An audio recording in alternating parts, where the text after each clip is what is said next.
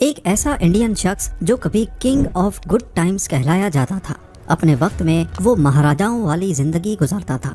एक ही रात में करोड़ों रुपए की पार्टी करता और जहां दुनिया भर के बिलियनियर्स प्राइवेट जेट रखते हैं, वहीं इसके पास अपना प्राइवेट बोइंग 727 था।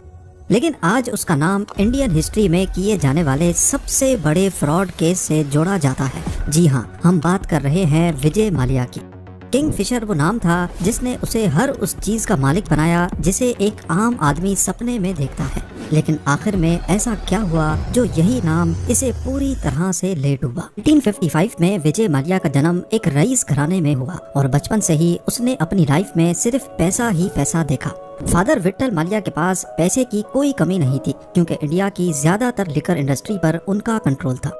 वो यूनाइटेड ब्रूरी के डायरेक्टर और सबसे बड़े शेयर होल्डर थे। अपने बिजनेस नेचर की वजह से मुल्क भर में उन्हें अच्छी निगाह से नहीं देखा जाता। वो मीडिया से दूर रहते थे और कहा जाता है कि अक्सर अपने खिलाफ न्यूज चलने से पहले ही पैसे देकर उसे रुकवा देते थे। विजय माल्या उनका इकलौता बेटा था। वो बचपन से ही महाराजाओं वाली जिंदगी गुजारता था, पर उसके शौक कुछ अलग ही थे। वो बचपन से ही गाड़ियों का बहुत शौकीन था और जिस वक्त इंडिया में बच्चे लट्टू और कंचे खेलते थे, विजय माल्या रिमोट कंट्रोल्ड गाड़ियों से खेलता था। विट्ठल माल्या ने उसके मुंह से कभी चांदी का चम्मच निकालने की कोशिश ही नहीं की और उसका नतीजा ये हुआ कि विजय जब बड़ा हुआ तो उसके शौक भी वैसे ही थे। वो अब खिलौनों वाली नहीं बल्कि असली गाड़ियों का शौकीन हो गया। 250 के करीब विंटेज कार्स की कलेक्शन और 200 से ज्यादा घोड़े उसने सिर्फ शौक में पाले थे। उसका ये शौक विट्ठल माल्या को पसंद नहीं था क्योंकि उनका मानना था कि ऐसे शौक पालने वाला इंसान एक अच्छा बिजनेसमैन नहीं बन सकता। लेकिन महाराजा के शौक का कोई मोल नहीं था। विजय माल्या ने 1982 में इंडियन ग्रैंड प्री का अवार्ड जीता और ट्रॉफी अपने नाम करके नेशनल चैंपियन बन गया। वो अपने इस शौक को नेक्स्ट लेवल पे लेके जाता, लेकिन फिर एक वाकया हुआ जिससे उसकी लाइफ का ट्रैक हमेशा हमेशा के लिए बदल गया। विट्ठल माल्या की अचानक हार्ट अटैक से मौत हो गई। विजय उस वक्त 28 साल का था और इस सदमे ने उसकी जिंदगी बदल दी। जिस उम्र में वो आजाद और लापरवाह रहना चाहता था, तब उसके कंधों पर बाप की बिजनेस एम्पायर संभालने की जिम्मेदारी आ गई। उस वक्त कई करीबी लोगों का मानना था कि विजय क्योंकि महाराजाओं वाली जिंदगी का आदी है, इसलिए वो इतनी बड़ी बिजनेस एम्पायर नहीं चला पाएगा। लेकिन जैसा सोचा गया, विजय ने बिल्कुल उसका उलट किया। यूनाइटेड ब्रूरी की तमाम प्रोडक्ट्स में से किंगफिशर ने विजय को सबसे ज्यादा अट्रैक्ट किया क्योंकि बाप के मरने से चंद साल पहले ही विजय ने खुद इसे लॉन्च किया था। क्योंकि विजय उस वक्त खुद भी यंगस्टर था, तभी उसको अच्छी तरह मालूम था कि अगर किंगफिशर को मार्केट में हिट करवाना है तो इसका सिर्फ एक ही तरीका है और वो है यंगस्टर्स को टारगेट करना। बेंगलोर इंडिया का वो पहला शहर था जहां से पब्स का कल्चर स्टार्ट हुआ और यहीं छुपी थी किंगफिशर की कामयाबी। उसने मुख्तलिफ तरीकों से किंगफिशर को यंगस्टर्स के बीच इंट्रोड्यूस करवाया, जहां पब्स में अच्छा माहौल दिया जाता, खास तौर पर लड़कियों के लिए। ये ट्रेंड काफी वायरल हो रहा था। यंगस्टर्स रात 4 बजे तक पब्स में ही बैठे रहते। बेंगलोर जहां पहले सिर्फ एक पब था, 5 सालों के बाद वहां 40 नए पब्स खुल गए और इसका डायरेक्ट फायदा किंगफिशर अपने नाम कर रहा था। देखते ही देखते कुछ ही सालों में किंगफिशर ने ब्रांड की शक्ल इख्तियार कर ली। लोग अब बियर नहीं बल्कि किंगफिशर का नाम लेकर ड्रिंक मांगने लगे। उस वक्त कई इंडियन पॉलिटिशियंस ने इस वेस्टर्न कल्चर के खिलाफ आवाज भी उठाई, लेकिन विजय को किसी की परवाह नहीं थी। वो सिर्फ ये साबित करना चाहता था कि उसने यूनाइटेड ब्रूरी की सक्सेस को आसमान की ऊंचाइयों तक पहुंचा दिया है और इसमें कोई शक भी नहीं था। यूबी इंडिया का सबसे बड़ा लिकर मैन्युफैक्चरर बन चुका था, यहाँ तक के हर 2 में से 1 बोतल किंगफिशर की सेल होने लगी। विजय माल्या उस वक्त बादशाहों वाली जिंदगी गुजार रहा था। इंडिया में इसका नाम काफी इंस्पायरिंग था क्योंकि जिस वक्त इंडिया में आम सी गाड़ी खरीदना भी लोगों का सपना था, उस वक्त माल्या BMW, मर्सिडीज और पोर्शे जैसी गाड़ियों में घूमता। लोग उसको प्रिंस ऑफ इंडिया, महाराजा और रिचेस्ट मैन ऑफ इंडिया जैसे नामों से जानते थे। विजय माल्या को लग रहा था कि आगे भी सब कुछ ऐसे ही चलता रहेगा, लेकिन ये उसकी सबसे बड़ी भूल थी। इंडिया में शराब को अच्छा नहीं समझा जाता था, खास तौर पर पब जैसे वेस्टर्न कल्चर को, और इस सब को लेकर इंडियन सरकार के इरादे कुछ अलग थे। इन इरादों का प्रैक्टिकल विजय माल्या के लिए बुरे सपने से कम नहीं था। इंडिया के काफी हिस्सों में शराब पर पाबंदी लगा दी गई। किंगफिशर की सेल्स तेजी से गिरने लगी और बैंड स्टेट्स में सरकार ने ढेर सारी बॉटल्स को पकड़कर उस पे रोड रोलर चलाना शुरू कर दिए। ये विजय माल्या का होने वाला डायरेक्ट लॉस था, पर ये तो सिर्फ एक शुरुआत थी। इसके बाद इंडियन सरकार ने विजय माल्या के खिलाफ घेरा मजीद तंग करते हुए एक नई मुसीबत खड़ी कर दी। क्योंकि जिन स्टेट्स में लिकर बेचने की परमिशन भी थी वहाँ पर भी अब टीवी और न्यूज़पेपर्स में शराब की एडवर्टाइजमेंट्स पर बैन लगा दिया गया। ये फैसला एन उस वक्त किया गया जब मालिया अपने बिजनेस की ग्रोथ पर फोकस कर रहा था।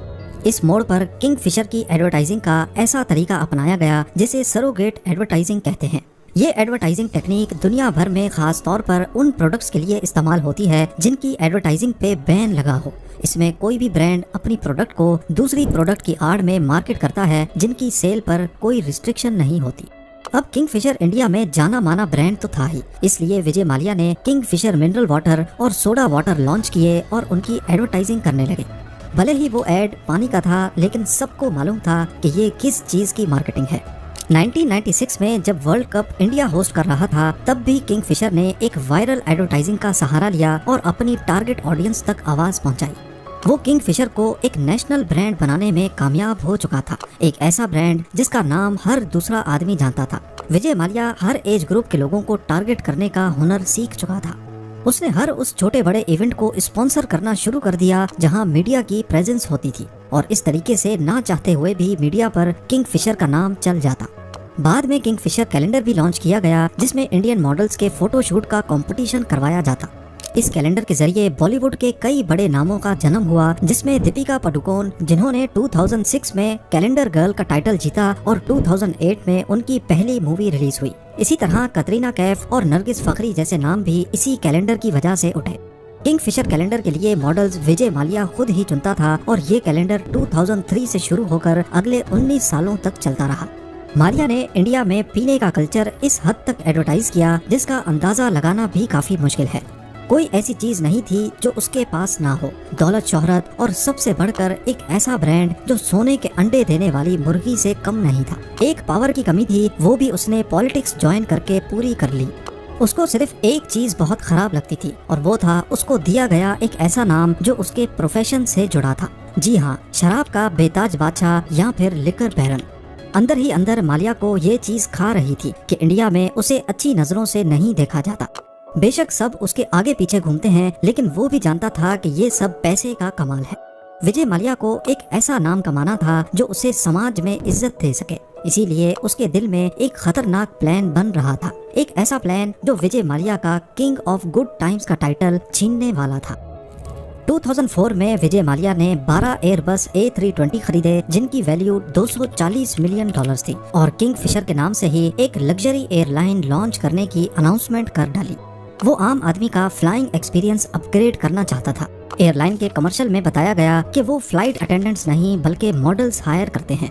एयरलाइन की धमाकेदार लॉन्च के लिए एक बहुत बड़ा इवेंट रखा गया जिसमें मुल्क भर से हाई प्रोफाइल गेस्ट्स को बुलाया गया। अपने बेटे की 18th बर्थडे पर किंगफिशर एयरलाइंस को लॉन्च किया गया। ये बिल्कुल अलग तरह की एयरलाइन थी। इस लॉन्च इवेंट की वजह से किंगफिशर का नाम दुनिया भर में छा गया और वो एक लाइफस्टाइल ब्रांड के तौर पे उभरने लगा। एयरलाइन की फ्लाइट अटेंडेंट से लेकर खाने का मेन्यू तक विजय माल्या खुद सेलेक्ट करता था और इन मॉडल्स का uniform famous fashion designer Manu Viraj Khosla से डिजाइन करवाया गया। इस एयरलाइन में ना ए क्लास थी ना इकोनॉमी क्लास, पर इसको लग्जरी एयरलाइन कहा जाता क्योंकि विजय का कहना था कि इसमें इनकी अपनी लग्जरी क्लास है, किंगफिशर क्लास, और इसमें कोई शक भी नहीं था। फ्लाइट में ऐसी लग्जरी सर्विसेज दी गई जो इस बजट की टिकट में दूसरी एयरलाइंस नहीं दे सकती थी। देखते ही देखते किंगफिशर ने भारत में एयरलाइन इंडस्ट्री को बदल कर रख दिया। अब आहिस्ता आहिस्ता विजय माल्या की वो लिकर बैरन वाली इमेज बदलने लगी क्योंकि उसके पास शराब बेचने के अलावा एक एयरलाइन भी थी। विजय माल्या किंगफिशर एयरलाइन पर पैसा पानी की तरह बहा रहा था। एक दिन एयरबस की फैक्ट्री टूर पे उसको सेल्स टीम ने घेर लिया और ऐसी ऐसी चीजें दिखाई कि उसी दिन माल्या ने उनसे $1 अरब के नए जहाज खरीद लिए। मामला अब बजट एयरलाइन से हटकर प्रीमियम क्लास की तरफ जाने लगा, जो कि असल में मार्केट की डिमांड नहीं थी क्योंकि ज्यादातर ट्रैवलर्स कम बजट में ट्रैवल करना चाहते थे। पहले जहां कोई क्लास नहीं थी, अब ए क्लास लॉन्च की गई जिसमें बेस्ट चीजें सर्व होने लगी। लग्जरी सीटिंग, प्रीमियम सर्विस और खाना ऐसा जो शायद मेजॉरिटी इंडियंस ने पहले कभी नहीं खाया था, जैसा कि लॉबस्टर्स, जिनका नाम भी अक्सर पैसेंजर्स पहली बार सुन रहे थे। नई क्लासेस लॉन्च करने और एक्स्ट्रा एयर बस खरीदने की वजह से एयरलाइन की ऑपरेशनल कॉस्ट काफी बढ़ गई। ज्यादा ग्राउंड स्टाफ और एक्स्ट्रा फ्लाइट अटेंडेंट्स हायर की गई, जबकि लग्जरी क्लास की डिमांड न होने की वजह से सेल्स पर कोई खातिर खा फर्क ना पड़ा। इसकी वजह से पहले 18 महीनों में किंगफिशर एयरलाइन को 347 करोड़ का नुकसान हुआ। विजय के लिए ये मामूली रकम थी और इस कंडीशन में भी वो एयरलाइन पर मजीद पैसा लगाता गया।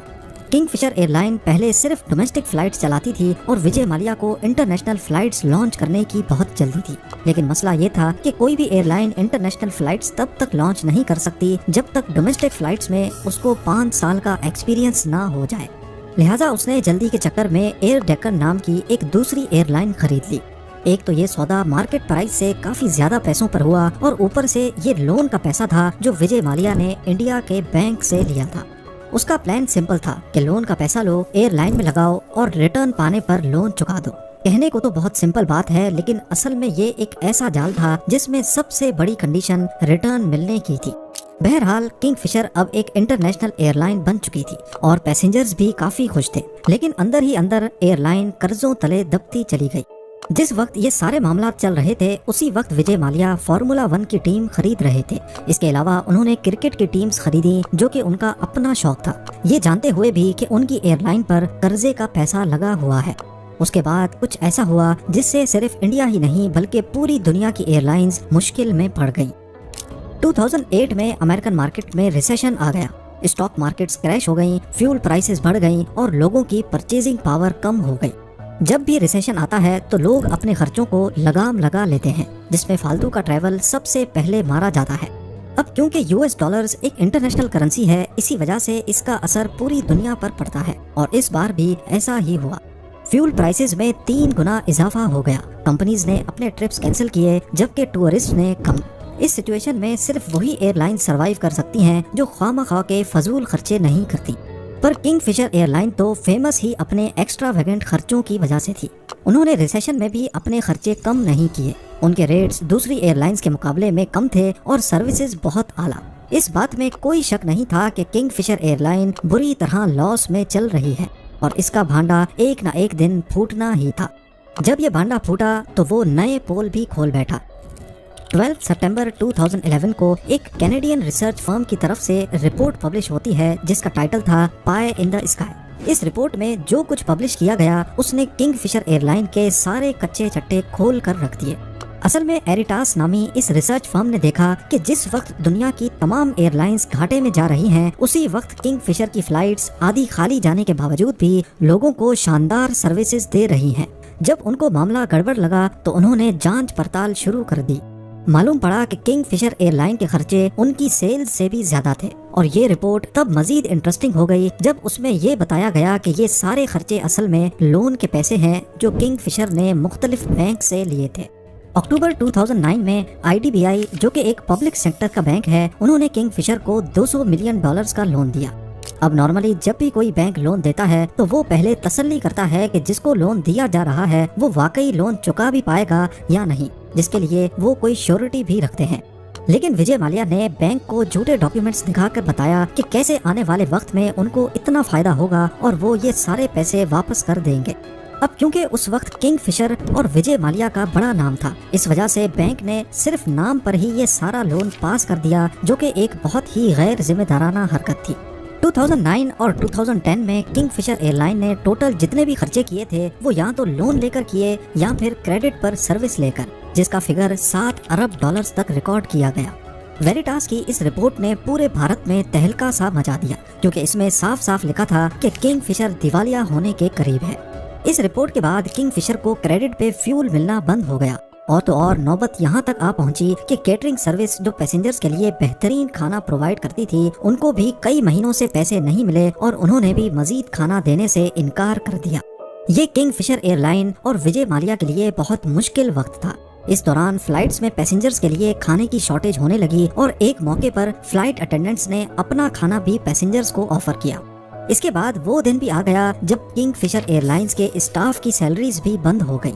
उनको उम्मीद दिखाई गई कि कंपनी जल्द ही नुकसान की चुकाई करके सबको सैलरीज देगी। ऐसे करते करते 6 महीने गुजर गए लेकिन किसी को सैलरी का 1 रुपया भी नहीं मिला। स्टाफ ने प्रोटेस्ट किए लेकिन वादों के सिवा कुछ नहीं मिला।